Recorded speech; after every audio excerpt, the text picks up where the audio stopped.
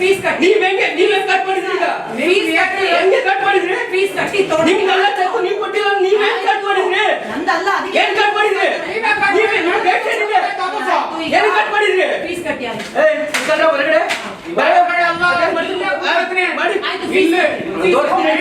ನನ್ನ ಮಕ್ಕಳು ಸಗೆ ಸೇಸ ಸ್ಕೂಲಲ್ಲಿ ಓದ್ತಿರೋದು 3 ಜನನೇ 3 ಲಕ್ಷ ದುಡ್ಡು ಕಟ್ಟಿದ್ದೀನಿ.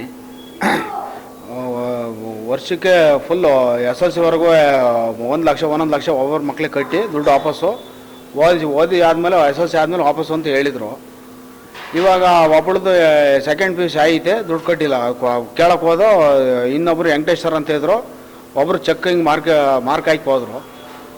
ಇವಾಗ ಕೇಳಕ್ಕೆ ಬಂದೆ. ಈಗ ನಾವು ಕೇಳಕ್ಕೆ ಬಂದಿದ್ದಕ್ಕೆ ಇಲ್ಲೆಲ್ಲ ಒಂದು ಸ್ವಲ್ಪ ಜಗಳ ಮಾಡಿದ್ದಕ್ಕೆ ಇವರೆಲ್ಲ ಇನ್ನು ಅವರ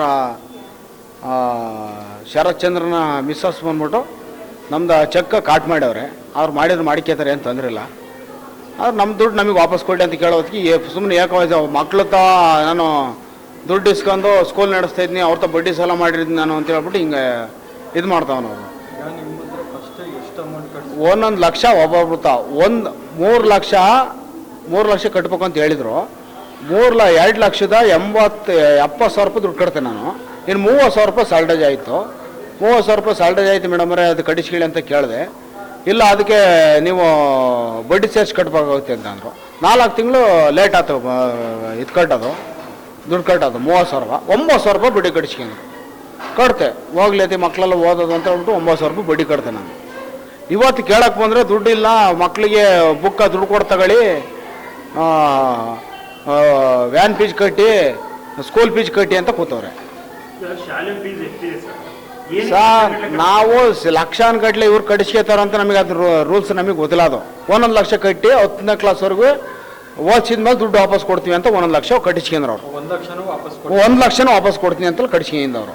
ಚೆಕ್ ಕೊಟ್ಟವ್ರೆ ಅವ್ರು ಚೆಕ್ ಕೊಟ್ಟವ್ರೆ. ಈಗ ಆ ಚೆಕ್ ಮುಖಾಂತರ ಈಗ ಪಾಪ ನಮ್ಮ ಆಡಿಯ ಕಾರ್ಯಕರ್ತರು ಇವ್ರು ಸತೀಶ್ ಅವರು, ಇವ್ರು ಇನ್ನೊಬ್ರು ಯಾರನೇ ಪ್ರವೀಣ್ ಅವರು ಎಲ್ಲ ಕೇಳಕ್ಕೆ ಬಂದಿದ್ದಕ್ಕೆ ಪ್ರವೀಣ್ ಅವ್ರು ಫೋನ್ ಮಾಡಿದ್ದಕ್ಕೆ ಅದು ನಾನು ರೈತರ ಹತ್ರ ಅದು ಅವ್ರ ಹತ್ರ ದುಡ್ಡು ಪೇರೆಂಟ್ಸ್ ಹತ್ರ ದುಡ್ಡು ಇಸ್ಕೊಂಡಿರೋದು, ಅದಕ್ಕೂ ನಿಮಗೆ ಇದು ಬರೋಲ್ಲ, ನಾನು ಅವರಿಗೆ ಮಾತು ಕೊಡ್ಕೊತೀನಿ, ಅವ್ರ ತ ನಡೆಸ್ಕೊತೀನಿ, ಅದಕ್ಕೂ ನಿಮಗೆ ಸಂಬಂಧ ಇಲ್ಲ ಅಂತ ಫೋನ್ ಮಾಡ್ತಾವ್ರೆ. ಫೋನಲ್ಲಿ ಹೇಳ್ತಾವ್ರೆ. ಸರ್ ಪ್ಯಾಲೇಸ್ ಫೀಸು ನಮಗೆ ಹೇಳಿದವರು 1 ಲಕ್ಷ ದುಡ್ಡು ಕಟ್ಟಿ 10ನೇ ಕ್ಲಾಸಿಗೆ ವಾಪಸ್ಸು ದುಡ್ಡು, 10ನೇ ಕ್ಲಾಸ್ ಮುಗಿದ್ಮೇಲೆ ವಾಪಸ್ ನಿಮಗೆ ದುಡ್ಡು 1 ಲಕ್ಷ ವಾಪಸ್ಸು ರಿಟರ್ನು. ಈಗ ಒಬ್ಬಳು ಸೆಕೆಂಡ್ PUC ಮುಗಿದು ಈಗ ಇಂಜಿನಿಯರಿಂಗ್ ಮಾಡೋಣ ಅಂತ ಸೆಕೆಂಡ್ PUC ರಿಸಲ್ಟ್ ಬಂದೈತೆ, ಪಾಸ್ ಆಗ್ಯವಳೆ ಒಬ್ಬಳು. ಆದರೆ ಈಗ ಆದರೂ ಇನ್ನೊಬ್ಬರು ವೆಂಕಟೇಶ್ವರ್ ಅಂತ ಪ್ರಿನ್ಸಿಪಾಲ್ ಇದ್ದರು. ಅವರು ನಾನು ಬಂದಿರೋ ಅವ್ರು ಮಾಡ್ತಾ ಇರಲಿಲ್ಲ ಬಿಡಿ, ಅವ್ರು ಯಾವುದಕ್ಕೂ ಮಾಡೋಕ್ಕೆ ಬಿಡ್ತಾಯಿರಲಿಲ್ಲ, ಅದು ಅಲ್ಲೇ ಬಾಗ್ಲಾಕಿ ಬಿಡಿ ಅವ್ರು. ನಾನು ಆದರೆ ನಮ್ಮ ಮಿಸ್ಸಸ್ ಬಂದರು ಹೊತ್ತಿಗೆ ಅದಕ್ಕೆ ಕಾಟ್ ಮಾಡಿ ಕಳಿಸೋರೆ.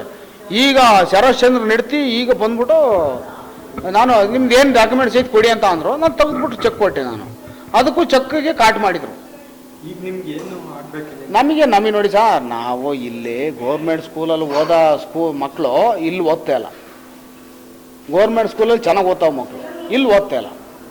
ನಮಗೆ ನಮ್ಮ ದುಡ್ಡು ನಮಗೆ ವಾಪಸ್ ಕೊಟ್ಬಿಡಿ. ಆಯಿತು ಹೋಗ್ಲತ್ತಿ ಸತ್ತು ಹೋಗ್ಲತ್ತಿ ಅಂತ ಹೇಳ್ಬಿಟ್ಟು SLC ಓದ್ತಾನ ಅಂತ ಅಂದ್ರೆ ಬ್ಯಾಗಿಗೆ ದುಡ್ಡು ಕಟ್ಟಿ, ಬಟ್ಟೆಗೆ ದುಡ್ಡು ಕಟ್ಟಿ, ಫೀಸ್ ಕಟ್ಟಿ, ವ್ಯಾನ್ ಫೀಸ್ ಕಟ್ಟಿ ಅಂತ ಅಂದ್ರೆ ಯಾರು ಕಟ್ತಾರೆ? 1 ಲಕ್ಷ. ಈಗ ಆಲ್ರೆಡಿ 2 ಮಕ್ಳು, ಒಬ್ರು ಪಾಪ ತೇಜಸ್ ಅಂತವ, ಒಬ್ಬರು ಲಾಸ್ಯ ಅಂತವ. ಒಬ್ಳು ಲಾಸ್ಯ 9ನೇ ಕ್ಲಾಸು, ಈಗ 9ನೇ ಕ್ಲಾಸು, ಈಗ ತೇಜಸ್ಸು 8ನೇ ಕ್ಲಾಸು. ದುಡ್ಡು ಕಟ್ಟಿ ಅಂತ ಹೇಳ್ತಾವ್ರೆ.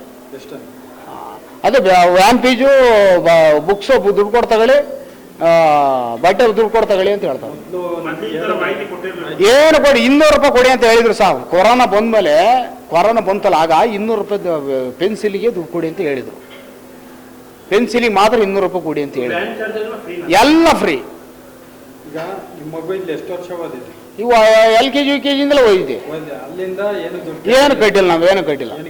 ಆಮೇಲೆ ಈಗ ನನ್ನ ಮಗಳು SLC ಎಲ್ಲ ಹೋದ್ಮೇಲೆ ಅವಳಿಗೆ ಇವರೆಲ್ಲ ಭಾರಿ ಹಿಂಸೆ ಕೊಟ್ರು, ವೆಂಕಟೇಶ್ವರ ಎಲ್ಲ ಹಿಂಸೆ ಕೊಟ್ಟರು. ಹೋಗ್ಲತ್ತಿಗೆ ಆಳ್ಬಿದ್ದು ಅಂತ ಹೇಳ್ಬಿಟ್ಟು ನಮ್ಮ ಚೆಕ್ಕಲ್ಲೇ ದುಡ್ಡು ಅದಾವೆ ಹಿಂದ್ಗಡೆ ಬರ್ಕೊಟ್ಟಿದ್ರು. ಅವು ಇಷ್ಟಿಷ್ಟ ಬುಕ್ಸಿಗೆ ಇಷ್ಟು ಮುರಿದೈತೆ, ಬಟ್ಟೆಗೆ ಇಷ್ಟು ಮುರಿದೈತೆ, ಇದು ಮುರಿದೈತೆ ಅಂತ ಅದನ್ನ ಹಿಂದ್ಗಡೆ ಅದಾವ ಚೆಕ್ಕಲ್ಲಿ ಐತೆ, ಅದು ಬರೆದ್ರು.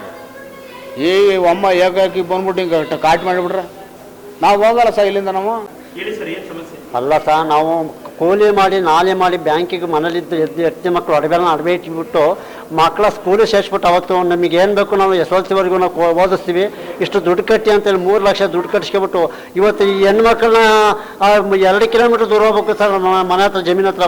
ಇವತ್ತು ಎಂಡ ಕುಡ್ಕೊಬಂದು ಬೇಜನ್ ತಿರ್ತಿರ್ತಾನೆ ಮಕ್ಕಳು ಓದ್ಸೋಕ್ಕಾಗತ್ತೆ ಸ್ವಾಮಿ ನಾನು. ಇವತ್ತು ದುಡ್ಡು ಕಟ್ಟಿ ಇಲ್ಲಾಂದ್ರೆ ನೀವು ಮಕ್ಳು ಕರ್ಕೊಂಡೋಗಿ ಅಂತ ಯಾವ ಏನು ಅಂತ ಇದು ಮಾಡ್ತೇವೆ ಅಂತಂತಾರೆ. ಈ ಕಾಲು ಮುಟ್ಕೊಂಡು 22 ಲಕ್ಷ ಸ್ವಾಮಿ ಖರ್ಚು ಓಡಾಡೋಕ್ಕಾಗಲ್ಲ. ಆಸ್ತಿ ಕರ್ಕೊಂಡ್ಬಂದ್ಬಿಡಿ, ಇಲ್ಲ ಗೌರ್ಮೆಂಟ್ ಸ್ಕೂಲಿಗೆ ಕಳಿಸ್ಕೊಡಿ, ಗೌರ್ಮೆಂಟ್ ಬಸ್ಸಿಗೆ ಕಳಿಸ್ಕೊಡಿ ಅಂತ ಕೇಳ್ತಾರೆ ಸ್ವಾಮಿ ಇವರು. ಸರಿ ಹೇಳ್ತಾರೆ ಸ್ವಾಮಿ ಇವರು. ಇವ್ರ ಮಕ್ಕಳಿಗೆ ಕಳಿಸ್ತಾರೆ ಸ್ವಾಮಿ. ನಾವು ನಮ್ಮ ಮಕ್ಕಳು 4 ಅಕ್ಷರ ಕಲೀಲಿ ಅಂತ ಕಳಿಸಿದ್ದು. ಹಾಂ, ಇವ್ರಿಗೆ ಯಾಕೆ ಇರ್ತೀವಿ ಈ ಕೆಲಸ ನಮ್ಮಂತ ಬರೋರಿಗೆ ಮಾಡ್ತಾರಲ್ಲ, ಇನ್ನು ಎಷ್ಟು ಜನ ಮಾಡಿರ್ಬೋದು. ಮತ್ತೆ ಸ್ಕೂಲಿಗೆ ಫೀಸ್ SLC ಫ್ರೀ ಅದು ಡೊನೇ ಕಟ್ಸ್ಕೊಂಡಿರ್ತೀವಿ. SLC ಕಳೆದ್ಮೇಲೆ ನಿಮ್ಮ ಮಕ್ಕಳದ್ದು ಈ 3 ಲಕ್ಷ ಕೊಟ್ಟಿದ್ದೀವಿ ಕಣ. 3 ಲಕ್ಷ ಕಟ್ಸ್ಕೊಂಡ್ರೆ ಒಡವೆ ಚೀಟಿ ಇಲ್ಲ ಕಣ. ಬ್ಯಾಂಕಿಗೆ ರಿನ್ಯೂವಲ್ ಮಾಡಿಸ್ಕೊಂಡು ಬರೋದಾಯ್ತಲ್ಲ. ಇವ್ರು ಅಂಥದ್ದು ಮಾಡಿದ್ರೆ ನಮ್ಮನ್ನು ಯಾಕೆ ಆಸೆ ಒಟ್ಟು ಸ್ಕೂಲಿಗೆ ಸೇರಿಸಿ ಮಕ್ಕಳು ಈ ಥರ ಮಧ್ಯದಲ್ಲಿ ಕೈ ಬಿಡ್ತಾರೆ. ನನಗೆ ಕಾಲು ಮುರಿದು 22 ಲಕ್ಷ ಕಟ್ಟಿ ಓಡಾಡೋಕ್ಕಾಗ್ತಿಲ್ಲ. ಮಕ್ಕಳು ನಾವು ಇಲ್ಲಿ ಕರ್ಕೊಂಡ್ಬಿಡ್ಬೇಕು ಅಂತ ಅರ್ಥ ಏನಿದೆ. ವೆಹಿಕಲ್ಸ್ ಎಲ್ಲ ಬರೋಕ್ಕಾಗಲ್ಲ ಅಂತ ಇವ್ರಿಗೆ ಲೆಕ್ಕ ಅವತ್ತು ಹೇಳಿದ್ರು. ಇವತ್ತು ವೆಹಿಕಲ್ಸ್ ಇಲ್ಲ ಅಂತ ಅಂದಾಗ ನಾವೇನು ಮಾಡೋಣ? ಇಲ್ಲಿಂದ 12 ಕಿಲೋಮೀಟರ್ ಸಾ. ಹ್ಞೂ, ಚಿಗಳ್ಳಿ ಧರ್ಮಶೆಟ್ಟಿ ಅಂತ ಸರ್. ನಮ್ಮನ್ನ ಇವ್ರ ಕೈಲಿ ಹಾಕೊಳ್ಳೋದು ನಾವು ಕೊಟ್ಟರೆ ದುಡ್ಡು ಕೊಟ್ಟು ನಾವು ಬೇರೆ ಎಲ್ಲರೂ ಅಂತ ಸೇರಿಸ್ತೀವಿ ನಮ್ಮ ಮಕ್ಕಳಿಗೆ. ನಮಗೆ ಅನುಕೂಲ ಇಲ್ಲ ಅಂದ್ರೆ ನಾವು ಎಲ್ಲಿರೋಕ್ಕಾಗತ್ತೆ ನಾವು? ನಮಗೆ ಕೊಟ್ಟರೆ ದುಡ್ಡು ಕೊಡಲಿ, ನಮಗೆ ಇವ್ರು ಸಾಕು ಹಾಕಲ್ವ, ನಮ್ಗೆ ದುಡ್ಡು ಕೊಡಲಿ, ನಮ್ಗೆ ಕಳಿಸ್ಕೊಡ್ಲಿ, ನಾವು ಓದ್ತೀವಿ. ಇಲ್ಲ ನಮ್ಮ ಮಕ್ಕಳು ಓದಿಸ್ಕೊಡ್ಲಿ ಸಾಕು. ನಾವು ಇವರಿಗೆ ನೋವು ಕೊಡೋದು, ನಮಗೆ ನೋವು ಕೊಡ್ತಾರೆ. ಎಷ್ಟು ನೋವು ಕೊಟ್ಟು ನನಗೆ ಕೊಡ್ರಿ, ತಿರ್ಗಾಡಿನಾರ್ದ ಮನುಷ್ಯನಿಗೆ ಇಷ್ಟು ನೋವು ಕೊಡ್ತಾರಲ್ಲ, ಏನು ಮಾಡೋಣ? ಈ ಥರ ಮಾಡ್ತಾರೆ ಯಾರೋ ದೇಶದಲ್ಲಿ. ಓದೋ ಮಕ್ಕಳಿಗೆ ನಾವೇ ಕಳ್ತನ ಮಾಡೋದು ಕೇಳ್ತಿದ್ದೇವೆ, ಇಲ್ಲ ಏನಾದ್ರು ಒಂದು ದೌರ್ಜನ್ಯ ಮಾಡೋಕೆ ಮಕ್ಕಳು ಎಜುಕೇಷನ್ ಕೇಳ್ತಿದ್ದೀವಲ್ಲ. ನಾವು ಬಡವರು ಹೆಣ್ಣು ಮಕ್ಕಳು ರಾತ್ರಿ 10 ಗಂಟೆ ರಾತ್ರಿ 2 ಕಿಲೋಮೀಟರ್ ನಡ್ಕೊ ಬರ್ಬೇಕು ಮನೆ ಹತ್ರ. ಯಾರು ನಡ್ಕೊ ಬರೋಕ್ಕಾಗತ್ತೆ? ಬನ್ನಿ ಸರ್, ನಮ್ಮ ಪ್ಲೇಸ್ ನೋಡಿ, ನಾವಿರೋ ಪ್ಲೇಸ. ಇವ್ರು ಸ್ಟಾಫ್ನಲ್ಲೆಲ್ಲ ಬಂದು ನೋಡಿ ಬಸ್ ಬಿಟ್ಟಾರ ಮನತಕ್ಕೆ. ದೂರ ಇದೆ ಮನೆ, ಹೋಗ್ಬೇಕು ಪಾಪ, ಹೋಗಪ್ಪ 10 ನಿಮಿಷ ಲೇಟ್ ಆಗ್ತದ, ಧರ್ಮಶೆಟ್ರು ಮಂತಕ್ಕೆ ಹೋಗ್ರಪ್ಪ ಅಂತ ಕಳಿಸ್ಕೊಟ್ರೆ ನೋಡಿ. ಇವಳು ಕೈ ಮುರ್ಕೊಂಡಿದ್ದಾಳೆ, ನಾನು ಕಾಲು ಮುರ್ಕೊಂಡಿದ್ದೀನಿ. ಎಲ್ಲಿ ಹೆಂಗೆ ಹೋಗೋಣ? ಅರ್ಥ ಮಾಡಲಿ ಸರ್, ಇವರು ಅರ್ಥ ಮಾಡ್ತಾರೆ ಸರ್ ಇವರು.